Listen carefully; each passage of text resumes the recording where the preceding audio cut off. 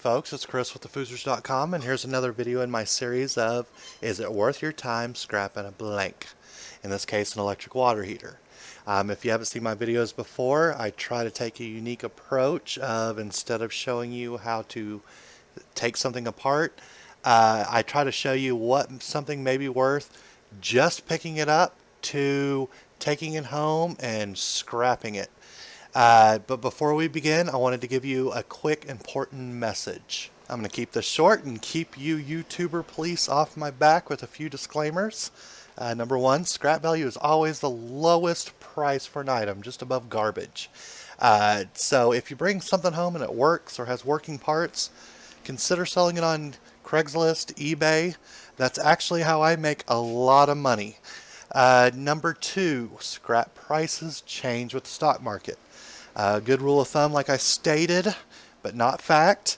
When oil prices are high, usually scrap prices go up, and then vice versa.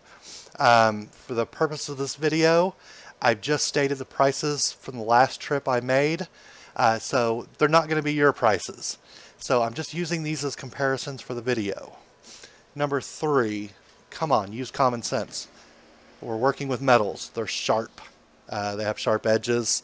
Wear gloves, protective eye gear. Do what you need to do to keep yourself from going to the hospital and cutting to any profit you might make. Now that we're done with that crap, let's get started. This particular water heater found just about a block from my shop, and it took me about 30 seconds to load it in the back of my wife's Jeep Grand Cherokee. As soon as I got it home, unloaded, I put it on the scale and it weighed in at a good whopping 72 pounds. So without even touching this thing, we're netting about $5.76 and created our baseline for what took maybe a minute. Now we're actually going to do scrapping, which a water heater usually takes me about 10 to 15 minutes max to tear apart. So now we're going to answer the question, is it worth your time scrapping an electric water heater? And once again, this is not a video on how to scrap a water heater. This is just a good comparison of picking it up and taking it right to the scrapyard without touching it to bringing it home and tearing off some parts. We're going to see if that's worth your time. Now, I always start with the top. On the top is the water inlet. A lot of times there's some brass fittings, copper tubing, aluminum tubing. In any case, I start with the top, then I work my way down to the access panels or access panel on smaller water heaters. In here you're going to find your electric wiring, your thermostat, and your thermocoupler, which I never really touch. Then, which is actually first, I don't know why I put it third, but it's the relief valve. You'll find it either on top or on the side near the top. These are 99.9% of the time a brass fitting, a very heavy brass fitting with a little copper stem and a little aluminum tab. Lastly, I just glance at the drain valve. 9 times out of 10, it's just a little cheap PVC fitting. In this case, on this water heater, it was another heavy brass fitting. So that was a score for me. So after a whole 3 minutes, here's my little basket of goodies. And what I'm going to do is I'm going to break them apart a little bit, start weighing them, and show you what we can expect.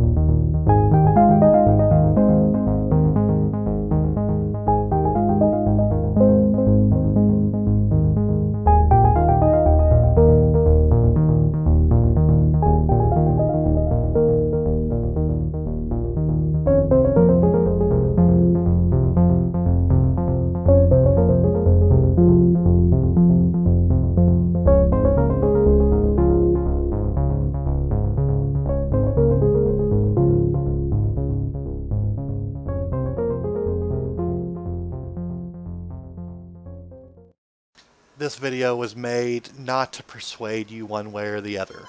This is more of a personal experiment to answer that age-old question of, is it worth your time? Been asked this question by my wife, family, friends, even complete strangers, and I've never had an answer. Though I'm not a full-time scrapper, I have been doing this for, 20 years now. And again, never had an answer to the question. So I've put this together. I hope you enjoyed it. Please comment below. I don't care if it's negative, positive. I don't give a crap.